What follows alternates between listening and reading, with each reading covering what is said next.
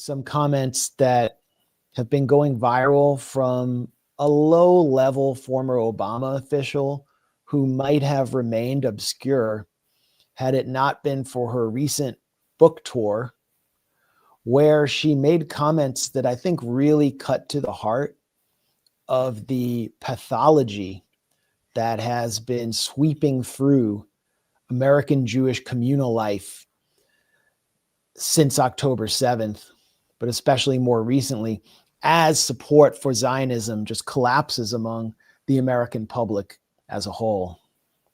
We're talking about former Obama speechwriter Sarah Hurwitz.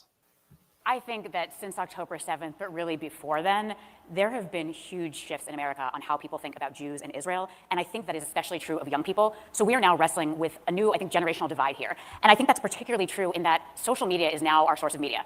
And this, it used to be that the media you got in America was American media, and it was pretty mainstream. It generally didn't express extreme anti-Israel views. You had to go to a pretty weird bookstore to find global media and fringe media. But today, we have social media, which is a global medium. Horrible. Right? Its algorithms are shaped by billions of people worldwide who don't really love Jews. And so while in the 1990s, a young person probably wasn't going to find Al Jazeera or someone like Nick Fuentes, today those media outlets find them. They find them on their phones. It's also this increasingly post-literate media, less and less text, more and more videos. So you have TikTok just smashing our young people's brains all day long with video of carnage in Gaza. And this is why so many of us can't have a sane conversation with younger Jews, because anything that we try to say to them, they are hearing it through this wall of carnage. So I want to give data and information and facts and arguments, and they are just seeing in their minds carnage, and I sound obscene. And, I think, unfortunately... You do sound obscene. The very smart, I think, bet that we made on Holocaust education to serve as anti-Semitism education, in this new media environment, I think that is beginning to break down a little bit. Because Holocaust education is absolutely essential, but I think it may be confusing some of our young people about anti-Semitism because they learn about big, strong Nazis hurting weak, emaciated Jews, and they think, oh, anti-Semitism is like anti-black racism, right? Powerful white people against powerless black people. So when on TikTok all day long they see powerful Israelis hurting weak, skinny Palestinians, it's not surprising that they think, oh, I know, the lesson of the Holocaust is you fight Israel. You fight the big, powerful people hurting the weak people. That's correct. Yes, that is a lesson of the Holocaust. Never again. Never again means never again for everyone, including Palestinians. But she's revealing there what so many people in powerful Jewish institutions see as the actual goal of Holocaust education, which is to indoctrinate this view that like Jews are a special class, they're worthy of protection, but no one else is, including the victims of the so-called self-proclaimed Jewish state. Well, there's a lot to unpack there. She refers to our young people, and she's not talking, she's at a Jewish Federation's meeting, so she's not talking about young people in general. She's talking about young Jews, and she's worried about young Jews becoming like us.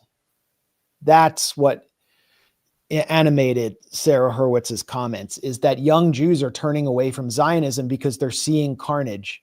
And she doesn't want them to see carnage, and she's worried that they're actually getting Holocaust education that is not, as you said, segregationist and that is universalist, and that they can actually see Palestinians who are being ethnically cleansed or slaughtered as the Jews of World War II, which is a correct perspective. And she doesn't want that to be taking place. She doesn't want people to be exposed to alternative media or to literature or history by writers who are not within the hegemonic mindset or within the hegemonic intelligentsia of the US. And so, you used to have to go to what she called weird bookstores. Like you'd have to go to like the anarchist alternative bookstore in order to be exposed to Michael Parenti. But now you can watch Al Jazeera. She thinks that's a bad thing. She thinks it's bad that young Jews are getting outside of their little elite ghetto in the US and developing a much broader perspective. She wants Jews to be dumb. She wants Jews to get back on the Zionist plantation. And she wants to stop people from seeing the wall, what she calls the wall of carnage. To her, wall of carnage. It is. Her carnage is not. It's not inherently bad for being carnage. It's bad because it's a wall that prevents people from being Zionists. So like there's a wall in between carnage and Zionism. So the problem is not the carnage, which she wants to continue. It's the fact that people seeing the carnage creates a wall to Zionism. So I guess she wants to stop people from seeing the carnage, not to stop the carnage. It's such a just a genocidal statement.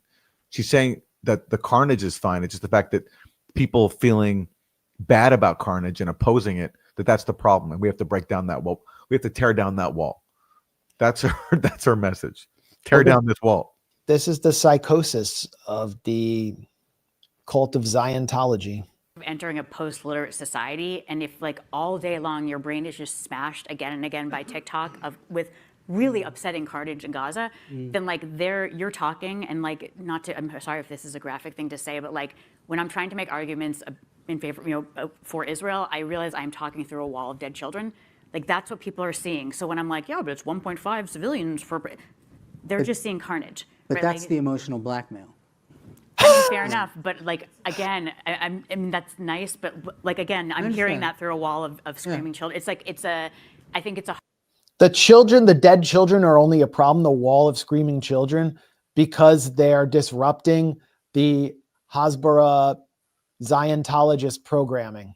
That's why they're a problem, not because there's a wall of dead children. And she doesn't deny that there's a wall of dead children.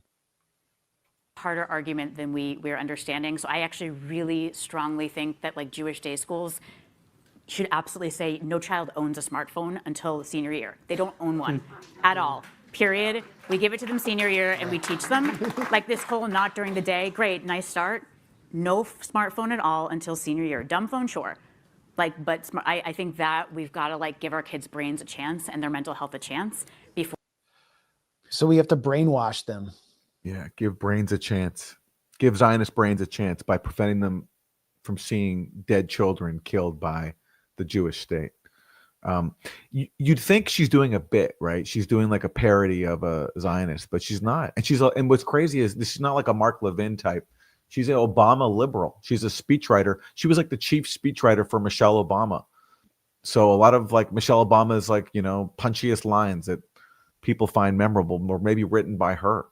Someone who laments the fact that young people can see dead Palestinian children killed by Israel. By the way, I haven't seen the Obamas come out and denounce this person.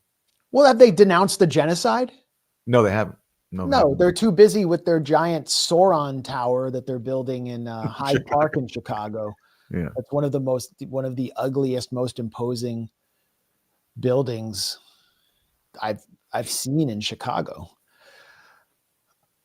It looks like some kind of like Chicago police CIA black site, but for like torturing rendered suspects. But anyway, yeah, that helps explain the kind of people. It demonstrates the kind of people the Obamas were around.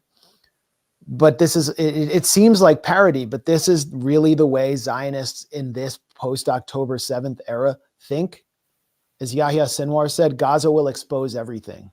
And it has exposed them.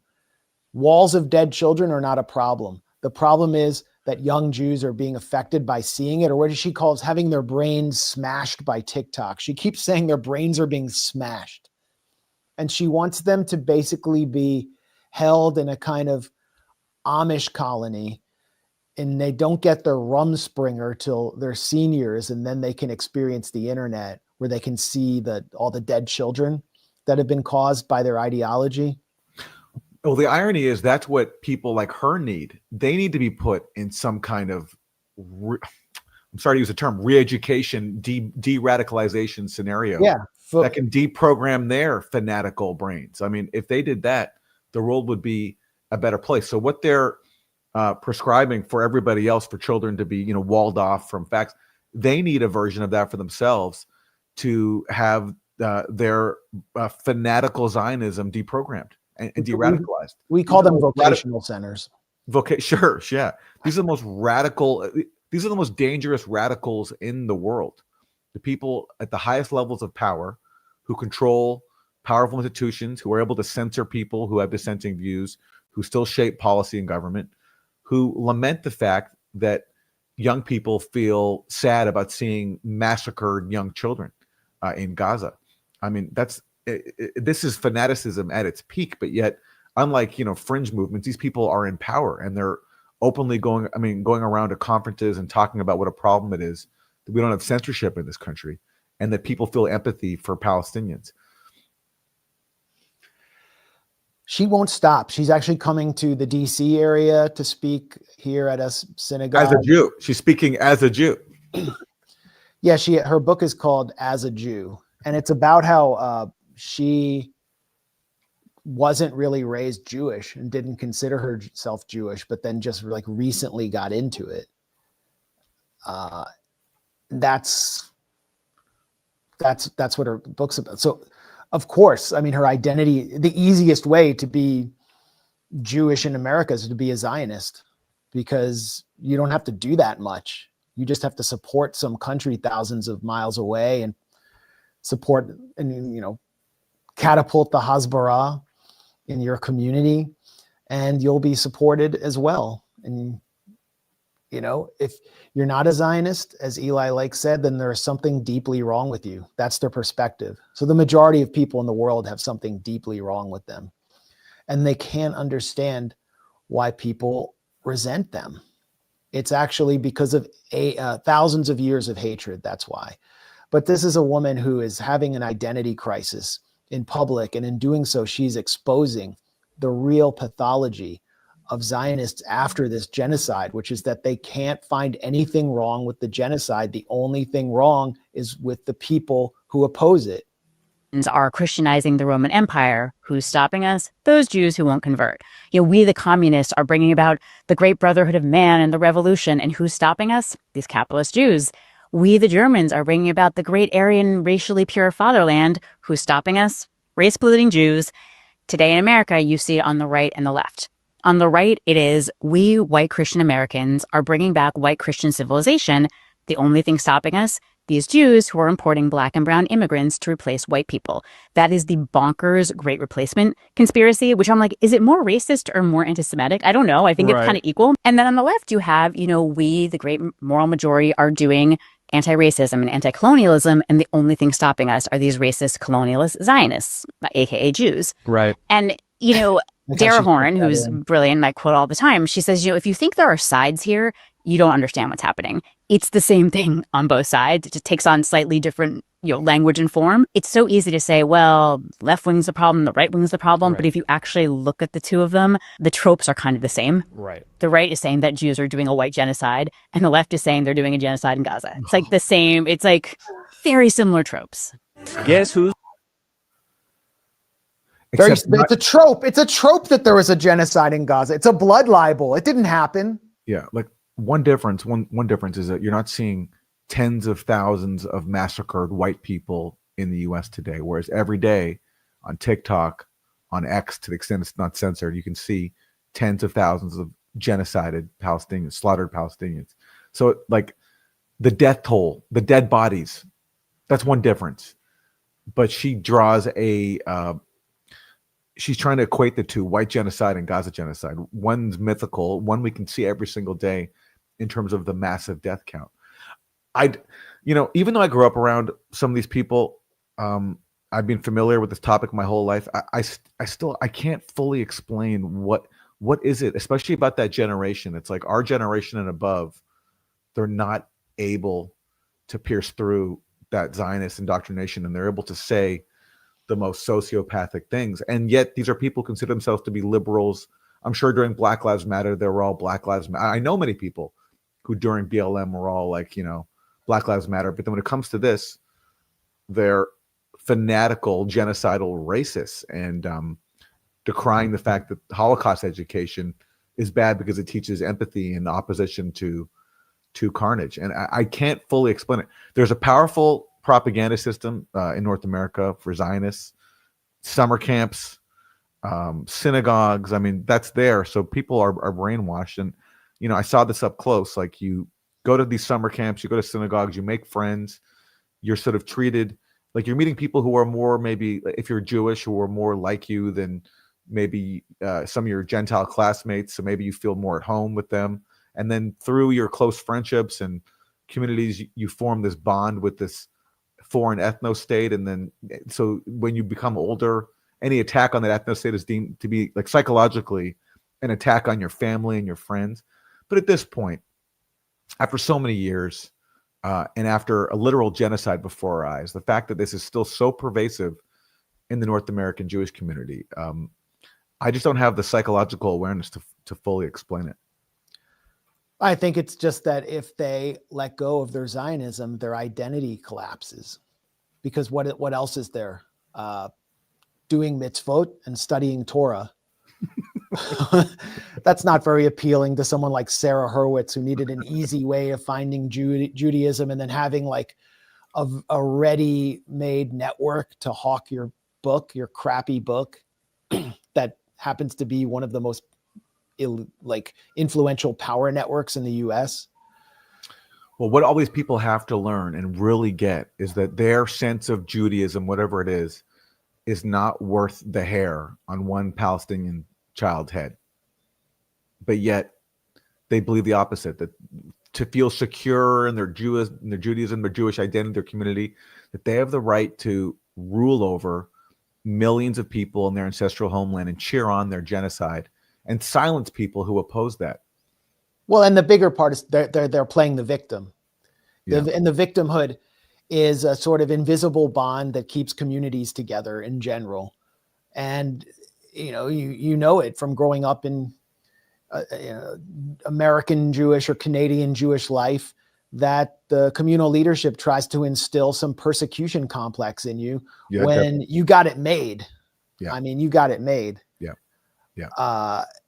And now, I mean, it's just so exposed for everyone that it is fueling anti-Jewish attitudes. It's just a fact. Like, people see that and they're like, this is insane. They never considered it before because they weren't thinking about it that much, because their brains weren't being smashed, as she said, with real images of genocide, of the Holocaust of our time. And then these psychopath cult members won't even acknowledge that a genocide even took place. Yeah, that's the thing. They're all Holocaust deniers. They're the ultimate Holocaust deniers.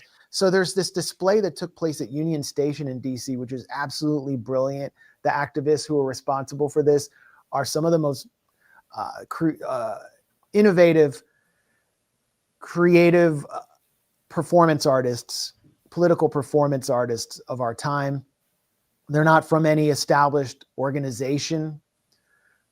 They're sort of just like an invisible army who have dramatized the reality of what Israel is doing to American society, and particularly what it's done to Palestinians. And their latest performance was illustrative of our leadership, of our absolutely criminal, bloodthirsty, sociopathic, reptilian leadership. Mm-mm.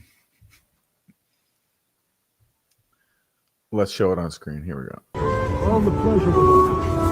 And they're drinking. Good boy. Good boy. Loyal lapdog. Thank you. The body parts. You said yes to everything we asked. Nearly everyone at this, not everyone there's Marco Rubio, Tony Blinken, there's Gaza children, limbs, stolen organs, harvested skin. Wow. And this is what Israel has been doing with the bodies that it has taken from Palestinian hospitals in the Gaza Strip, which were buried there after the Israeli military killed them. They took them into Israel, harvested their organs, and then dumped them back on trucks following various prisoner exchanges. They were brought back in with giant holes in their bodies. Yehuda Hiss, one of the chief Israeli pathologists, was exposed in mainstream media for stealing organs and corneas, not just from Palestinians, but from Jewish Israeli citizens, including Israeli soldiers, and harvesting skin for their burn department, because Israeli soldiers often come away from the battlefield with burns. But then there's just the symbolic bloodthirstiness of the leadership and all the bloodshed that we saw day after day when Israel seemed to be keeping up this quota of killing 100 people in the Gaza Strip. I thought that really confronts the person passing through Union Station with bleary eyes and a grim face, coming from work after having lunch at some crappy salad bowl place, going to their dreary commuter route, going to their Maryland suburb, traveling to Olney or one of these faceless, no offense to the Olney residents, but, going to one of these places, and then they're confronted with the horrific reality. You have to shake them out of their stupor. You have to make them see. And that's what these brilliant protest performance artists were doing here. And if you just look online, search that video, you'll find a massive Zionist freak out. They're so furious. This is anti-Semitism. Why didn't Mayor Muriel Bowser of Washington, D.C. shut this down? Send the police, cancel the First Amendment. Like you have the British Zionist author Simon Shama saying, how was this not shut down? Well, we have a First Amendment, so this is allowed. And why aren't you mad? Why weren't any of you mad about the actual bloodshed? Because your whole identity centers around that. You're ethno-supremacist psychopaths. And now everyone can see you're more mad about protest than you are about genocide. Well, on the topic of Zionists who spread anti-Semitism just by virtue of opening their mouths, Bari Weiss is the recently appointed head of CBS News, installed there by the Ellisons, the billionaire Zionists who bought CBS News' parent company, Skydance. And this recently came out from the Wall Street Journal. It's such an illustrative anecdote about what's happening at CBS News. So there have been all these layoffs that Bari Weiss is presiding over, while, by the way, having like tens of thousands of dollars spent every day on her security detail. She goes to work with in a convoy of SUVs with big bodyguards. Supposedly, she claims because she's received threats. But anyway, she was going through some layoffs of journalists, and one of the people who was going to be fired was a journalist named Chris Livesay, a foreign correspondent. But then this is what happened. According to executives familiar with the plans, Chris Livesay was among the staffers who were going to be let go as a part of company-wide layoffs in the works before Bari Weiss's arrival. In an email to Weiss, Chris Livesay spoke of affinity for Israel and suggested he was being bullied and isolated for his views. Weiss weighed in on the layoffs and spared Livesay, people familiar with the move said. So basically, this journalist was going to get fired. He wrote to Bari Weiss and said that he loves Israel and was bullied by his colleagues because of it, and so his job was spared. So in journalism school from now on, if we're going to be, trying to prepare journalists for the real world, young journalists will have to learn how to write love letters to Israel if they want to get hired and not fired in their jobs in the rules of Israel first. And stuff like this, and it causes resentment. And yes, as you said earlier, it fuels anti-Jewish sentiment, where on top of the images of the carnage, the tens of thousands of people slaughtered by Israel, you have the most entitled, whiny people in the world, and people being privileged if they toe the line. So of course that's going to fuel anti-Jewish sentiment. It naturally will. So it's another example of how the people who complain the most about anti-Semitism are the largest causes of it. It's not even close. I just remembered something about Bari Weiss that I think is really relevant now. Do you remember her whole intellectual dark web? Oh, here they are. I found it. This is from 2018 when she was at the New York Times. Meet the renegades of the intellectual dark web. An alliance of heretics is making an end run around the mainstream conversation. Should we be listening? Who's that? One of the Weinstein brothers? Yes. Who else? By Bari Weiss. Who else do we got here? Who's this? It's Christina Hoff Sommers. Yeah, really radical alt personality. What do we got? Joe Rogan. I mean, okay. Candace Owens, the communications director for Turning Point USA, is a sharp young black conservative, a telegenic speaker with killer instincts. I didn't realize she was an original member of the International Dark Web, the IDW. But I think Bari Weiss has revoked her membership. Well, sure. Because even though Candace is actually now really a member of the intellectual dark web, because she's turned on Israel, she's now just an enemy. I mean, the only issue is Israel. But before, when she was, attacking Black Lives Matter, it was all good. Who else do we got here? And look at the way they pose. Like, you have to go into the wilderness to find these path-breaking, forbidden ideas, like from Brett Weinstein. And Christina Hoff Sommers, who's like, what is she, like a Manhattan Institute fellow? I've never heard of her, but probably Sam Yeah, Harris. yeah. I'm sure Sam Harris is in there. Sam Harris, Matt Walsh. Yeah, Sam Harris is here. Yeah.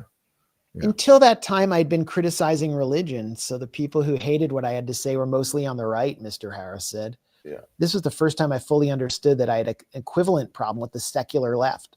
Yeah, and on and on. I mean, it's like the kind of world of people who get on HBO on Bill Maher. Yeah. But Yeah. they pose as some kind of alternative to the mainstream, when in Yeah. fact, their only problem with the mainstream is it's not reactionary and regressive enough. None of them are taking on any tough ideas that are, difficult to communicate because you'll pay a professional price. They're taking on ideas that will get you funded by the Palantir Mafia, which is responsible for creating a fake university in Austin for Bari Weiss, and she shills for these arms dealers day after day.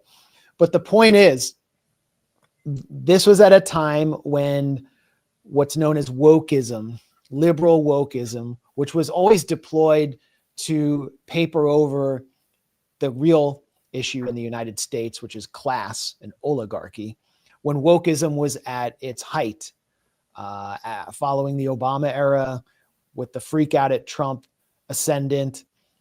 And so these figures were all against wokeism, but they're also against, basic civil rights and other things, Palestinians existing. Now wokeism has basically been defeated, and we can see who they truly are. And they are the most censorious, cry-bully whiners who want to shut everyone down who offends their identity.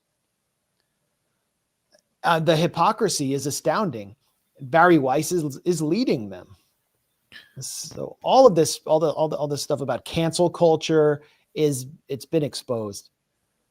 And they're also the most privileged people in the country. Another irony of this, and like, not only are they complete hypocrites in decrying identity politics and censorship, they're also doing it from the perches at the height of society. I mean, Bari Weiss now is literally in charge of CBS News because a billionaire gave that to her to crack down even more in defense of Israel.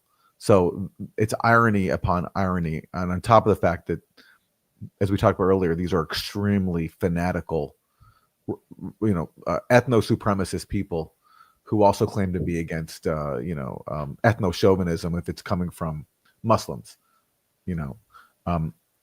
These Zionists are far out in the lead on both the Christian right and, powerful establishment Jews like Bari Weiss when it comes to religious fanaticism. It's not even close.